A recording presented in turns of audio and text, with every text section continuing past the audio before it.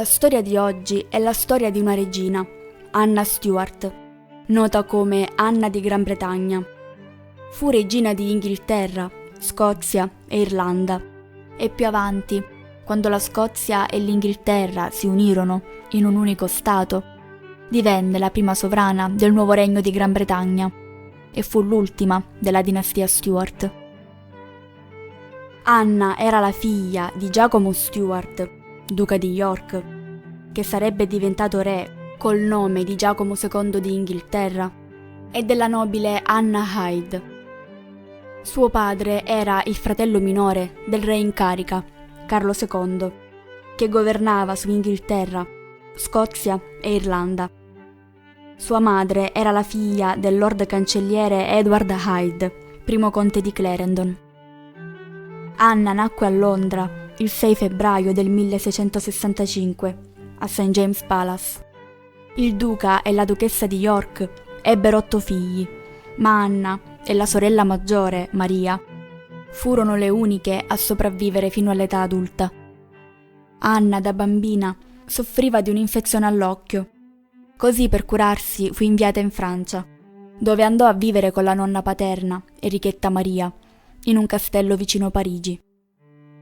Dopo la morte della nonna, nel 1669, Anna visse con una zia, Enrichetta, duchessa d'Orléans, e nel 1670, quando anche la zia morì, Anna tornò in Inghilterra. L'anno successivo, invece, dovette sopportare un altro lutto, quello della madre. Nel 1672 tutti vennero a conoscenza del fatto che Giacomo si fosse convertito al cattolicesimo.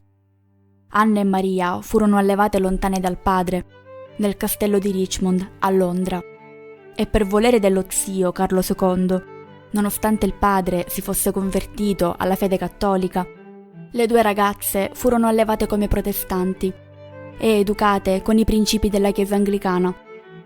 Nel 1671 Anna conobbe Sara, che col tempo divenne sua amica intima e negli anni anche sua consigliera.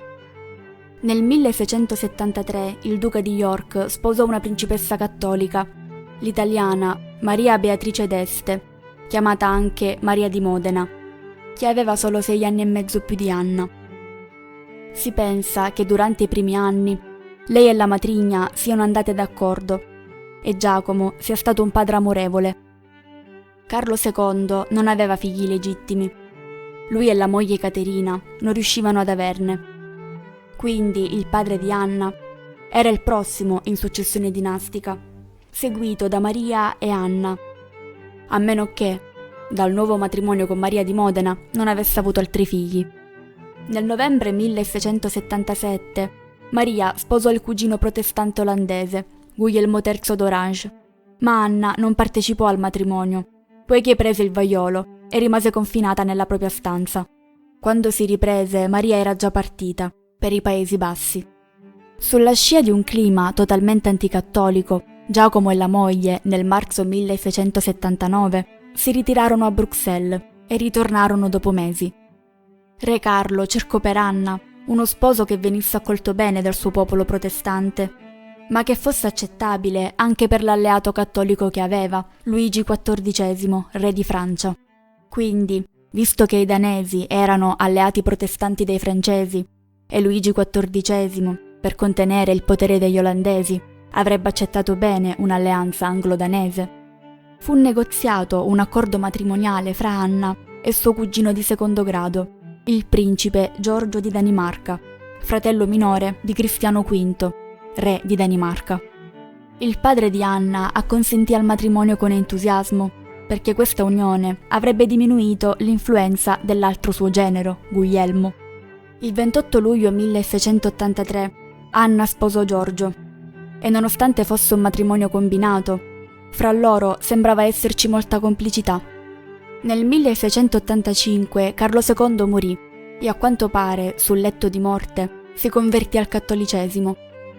A questo punto Giacomo salì al trono, col nome di Giacomo II, ma essendo cattolico non era ben visto dal popolo, che era di fede anglicana. 2 mesi dopo il matrimonio, Anna rimase incinta, ma il bambino nacque morto.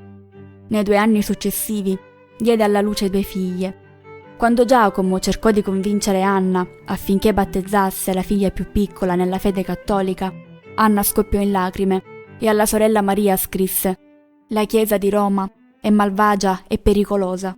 Le loro cerimonie, la maggior parte di esse, sono una vera e propria idolatria». Giacomo attuò dei comportamenti che miravano a indebolire il potere della Chiesa anglicana e Anna si allontanò sia da lui che dalla matrigna. Nel 1687, dopo un altro aborto, le 2 figlie morirono.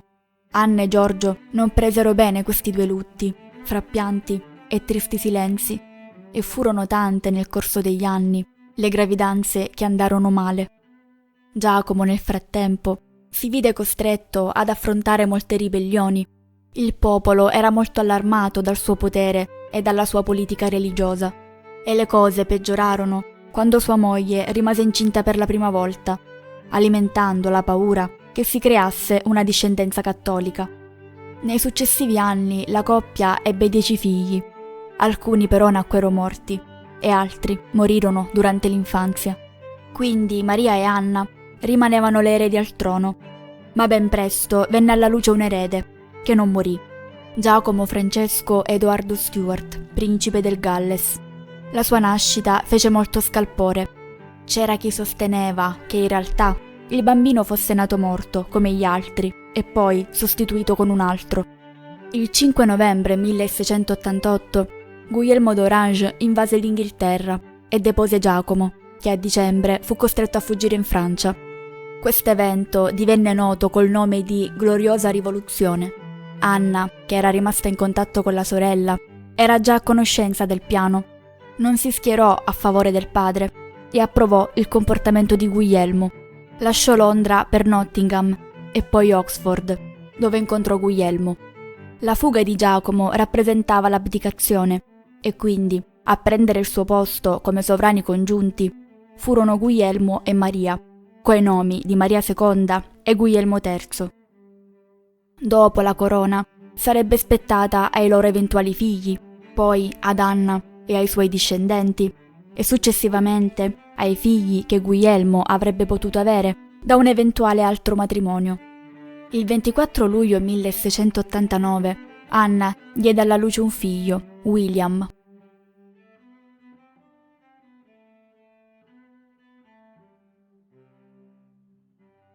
In seguito si sospettò che il marito di Sara, la cara amica di Anna, a cui era stato concesso il titolo di conte di Marlborough, fosse un sostenitore di Giacomo. Così Maria lo privò di tutte le sue cariche e Sara fu allontanata dalla corte. Anna seguì l'amica, ma a causa di questo fu privata della sua guardia d'onore. I cortigiani non potevano andare a trovarla e le autorità civiche vennero incaricate di ignorarla.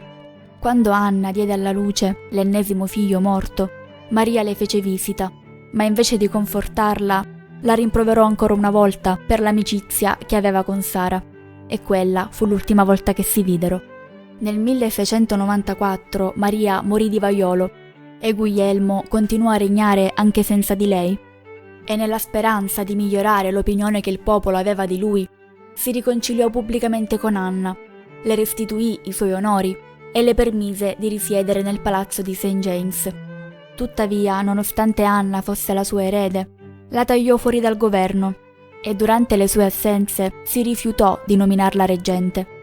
Il 30 luglio del 1700 William morì all'età di 11 anni, quindi Anna rimaneva l'unica in successione e questo metteva in pericolo la corona, perché dopo di lei il ramo cattolico della famiglia avrebbe potuto provare a recuperare il potere perduto. Così, per evitare rischi, nel 1701 fu approvato dal Parlamento un atto di successione, secondo il quale, se non ci fossero stati discendenti di Anna e Guglielmo, la corona sarebbe stata assegnata a Sofia del Palatinato e ai suoi discendenti. L'8 marzo del 1702 Guglielmo morì e Anna divenne regina. Nel suo primo discorso ufficiale prese le distanze dal defunto cognato e disse: «Poiché so che il mio cuore è interamente inglese, posso sinceramente assicurarvi che non c'è niente che voi possiate aspettarvi o desiderare da me che non sarò pronta a fare per la felicità e la prosperità dell'Inghilterra. E il 23 aprile, giorno di San Giorgio, Anna fu ufficialmente incoronata nell'abbazia di Westminster. Anna nominò suo marito Lord Ammiraglio, dandogli il comando della marina, e scelse il marito di Sara come capitano generale, dandogli il comando dell'esercito. E anche l'amica ricevette tanti onori. Di solito Anna e suo marito trascorrevano l'inverno ai palazzi di Kensington e St. James e l'estate al castello di Windsor o ad Hampton Court Palace, dove l'aria era più fresca. Giorgio infatti soffriva di asma e l'aria pulita della campagna lo aiutava a respirare meglio. Anna si interessò con vivacità agli affari di Stato e fu mecenate del teatro, della poesia e della musica. Regnò per 12 anni, in un periodo glorioso per la storia inglese, grazie anche ai vantaggi acquisiti con la guerra di successione spagnola, nella quale l'Inghilterra fu coinvolta. Re Carlo II di Spagna morì. Filippo, nipote di Luigi XIV, era stato nominato suo erede, ma molti stati europei si opposero, per paura che la Francia diventasse troppo potente. Quando il padre di Anna morì, l'Inghilterra non rimase contenta del fatto che Luigi XIV avesse riconosciuto suo figlio come nuovo re col nome di Giacomo III. Così sostenne le pretese alla corona spagnola dell'arciduca Carlo d'Asburgo, cugino austriaco del defunto Carlo II, e, per collegarmi ai miei precedenti video, futuro padre di Maria Teresa d'Austria. I due schieramenti si confrontarono in una guerra che sarebbe durata fino alla fine del regno di Anna, dominando sia la politica interna che quella esterna. Dal 1603, anno della morte di Elisabetta I Tudor, Scozia e Inghilterra ebbero lo stesso re. Il primo fu Giacomo, figlio di Maria Stuarda. Ma nonostante ciò, erano rimasti due stati distinti e Anna, per anni, cercò di unirli in un unico regno. Ciò avvenne l'1 maggio del 1707, con il famoso Atto d'Unione, grazie al quale i due paesi si unirono in un unico regno, la Gran Bretagna. Nel 1708 Giorgio morì e la regina ne rimase devastata. Un politico inglese in una lettera scrisse: «La sua morte ha gettato la regina in un deprecabile stato di sconforto. Ella si è rifiutata di lasciarlo fino alla morte, continuando a baciarlo anche mentre spirava, portando a grande difficoltà anche Lady Sara nel cercare di farglielo abbandonare». Al nipote Federico Anna scrisse: «La perdita di un marito come il mio, che mi amava così caramente e devotamente, è troppo schiacciante per me». Anna voleva addirittura rimanere a Kensington Palace col corpo del marito, ma contro la sua volontà, pressata dall'amica Sara, andò a St. James Palace. Gli atteggiamenti dell'amica cominciavano a darle fastidio. La duchessa, per esempio, fece rimuovere il ritratto di Giorgio dalla camera della regina e si giustificò dicendo che per Anna sarebbe stato meglio non vedere nulla che appartenesse al defunto marito o che glielo facesse ricordare. La duchessa, a quanto pare, aveva un cattivo carattere. Il loro rapporto cominciò a cambiare e la morte di Giorgio lo danneggiò ancora di più. E Anna cominciò a preferire la compagnia di un'altra amica, la baronessa Abigail. Dopo la morte del principe Giorgio, la politica inglese fu dominata dal contrasto fra il partito dei Whig, che sosteneva le tolleranze sociali e religiose, e quello dei Tory, che al contrario era fortemente monarchico e non accettava una religione diversa dall'anglicanesimo. Questo contrasto creò non pochi problemi nel Parlamento. Nel 1712, per eliminare la maggioranza Whig, Anna reagì con la nomina mai avvenuta di 12 nuovi pari in una sola ripresa, e in questo modo l'anno successivo fu possibile ratificare il trattato di pace che poneva fine alla guerra di successione spagnola. Filippo di Borbone conservò la corona di Spagna e le colonie spagnole in America, mentre la Gran Bretagna ottenne Gibilterra e Minorca e anche alcune colonie francesi nell'America settentrionale.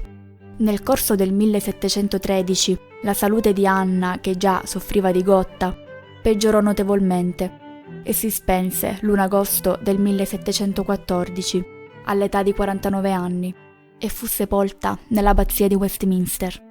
Fu tumulata nella cappella del suo antenato, Enrico VII.